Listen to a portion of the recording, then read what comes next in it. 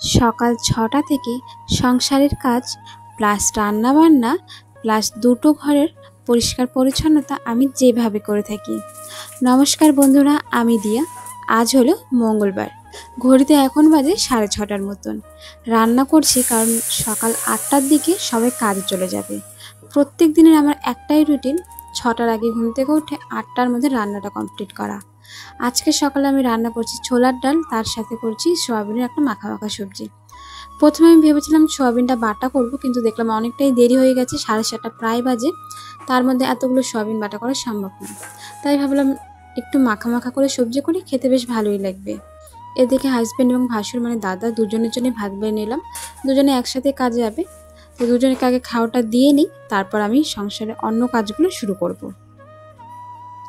সকালে কিন্তু সবারই এই টাইমটা প্রচুর তাড়াহুড়ো থাকে, কারণ এটা হলো কাজের টাইম, বাচ্চাদের স্কুলে যাওয়ার টাইম, সেই কারণে।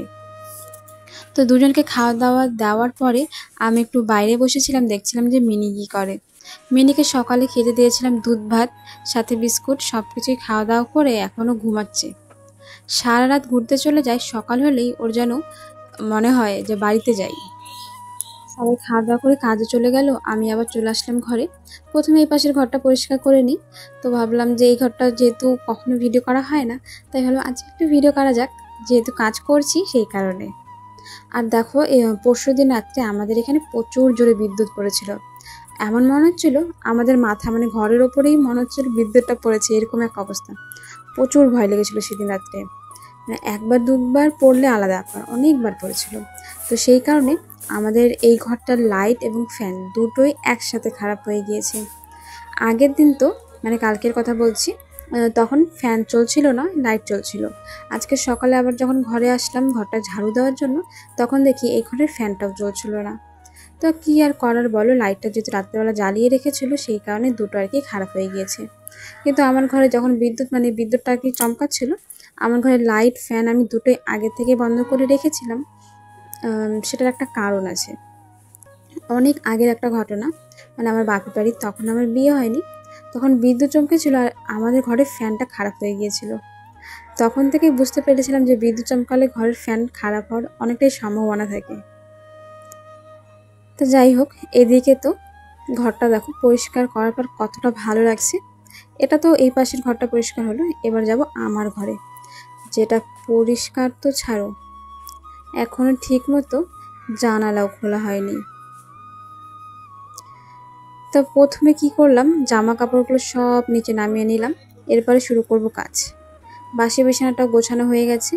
মিনি ঘুমিয়েছিল, ও ঘুম থেকে উঠে বিছানার নিচে চলে গিয়েছে, কারণ বিছানার নিচে ঘুমাতে অনেক ভালো লাগে। তো এগুলো তো প্রত্যেক দিনেরই কাজ, এখানে আর নতুন করে কি বলি বলো। তো এই দুটো ঘর আমার গোছানোর ছিল, তো একটা একটা করে ঘরগুলো গুছিয়ে নিলাম। আর রান্নাবাড়ি তো সকলেই করে নিলাম। দুপুরের কোনো রান্নাবাড়ি করব না, একদম গিয়ে রাত্রেবেলা রান্না করব। তো যে সকল বন্ধুরা আমার ভিডিওর সাথে এখনও পর্যন্ত জুড়ে রয়েছে, তারা ভিডিওটা লাইক করে আমার পাশে থাকতে পারো, কমেন্ট করে জানাতে পারো আমার ভিডিওগুলো তোমাদের কেমন লাগে। দেখো, ভিডিওগুলো মূলত তোমাদের জন্যই বানানো, তোমাদের ভালো লাগে নাকি আমার ভিডিওতে কোনো কিছু খারাপ লাগে সেটা তো জানাতেই পারো। তো এখানে তো আমরা সবাই সকালে খাওয়া দাওয়া করেছিলাম, সেই বাসনগুলো জমেছিল সেগুলো ধুয়ে নিয়ে, টুকিটাকি কিছু বাসি কাপড় ছিল শুধু সেগুলোই ধুয়ে দিয়েছিলাম, আর কোনো কিছু ধুয়ে দিইনি, কারণ কালকে রাত্রে বৃষ্টি হয়েছে, এই কারণে আকাশটা এখনও পর্যন্ত মেঘলা রয়েছে। তারপরে তো আমি আবার রান্নাঘরে চলে আসলাম। বড় ঘরের দুটো ঘরের সব কাজ হয়েই গেছে, শুধু ঘরটা মুছলেই কাজ শেষ। তো ভাবলাম রান্নাঘরে গিয়ে আগে রান্নাঘরে কাজগুলো করি। তো যেখানে আমি কৌটোগুলো রেখেছি তার নিচে তো একটা পেপার পেতে দিয়েছিলাম, 2 সপ্তাহের বেশি হয়ে গেল। এই কারণে মশলা পড়ে আর জল পড়ে ময়লা পড়ে কালো হয়ে গিয়েছে। তো আজকে ভাবলাম একটু পাল্টিয়ে দেওয়া যাক, যাতে দেখতে ভালো লাগে। 1 সপ্তাহে পাল্টানো সম্ভব নয়, কারণ এত পেপার আমি কোথায় পাবো। সেই কারণে চেষ্টা করি মাসে একবার করে বা 2 সপ্তাহে একবার করে পাল্টানোর। এগুলো পেপার বলতে অনেকগুলো আমার কাছে ক্যালেন্ডার রয়েছে, সেগুলোই আর কি আলাদা আলাদাভাবে পেপার হিসাবে ব্যবহার করছি। কোনো না কোনো কাজে তো লেগেই যায়। যেগুলো ঠাকুরের ছবি রয়েছে আর সুন্দর সুন্দর ডিজাইন সেগুলো আছে, কিন্তু নর্মালগুলো কোনো না কোনো কাজে ব্যবহার করে নিই এইভাবেই। দেখো এখন কত ভালো লাগছে, একদম পরিষ্কার পরিচ্ছন্নতা সাদা পেপার। রান্নাঘরে এই ছোট ছোট জিনিসগুলো করলে জানো তো রান্নাঘরটা দেখতে বেশ ভালোই লাগে। দুটো ঘর মোছা তো আমার বাকি ছিল, সেগুলো আমার মোছা হয়ে গেল। এরপরে আর তেমন কোনো কাজ নেই আমার, একদম স্নান করে ফ্রেশ হয়ে যাব, যেহেতু এতগুলো কাজ করেছি প্রচুর গরম লাগছিল। সকালে একবার স্নান করে রান্নাটা বসিয়েছিলাম, দিনে দুবার করেই স্নানটা করে নিই। এরপর বিকেলের দিকে ধরো ওই যে জামা কাপড়গুলো ধুয়েছিলাম সেগুলো রোদ্রের থেকে উঠিয়ে নেব। তো সব কাজ সেরে ফাইনালি এখন একটু বসলাম, স্নান টান করে একদম ফ্রেশ হয়ে এখন বসলাম। ঘড়িতে বাজে এখন 12টা। দেখো সকাল 6টা থেকে শুরু করেছি কাজ, এখন বাজে 12টা, এখন বসলাম।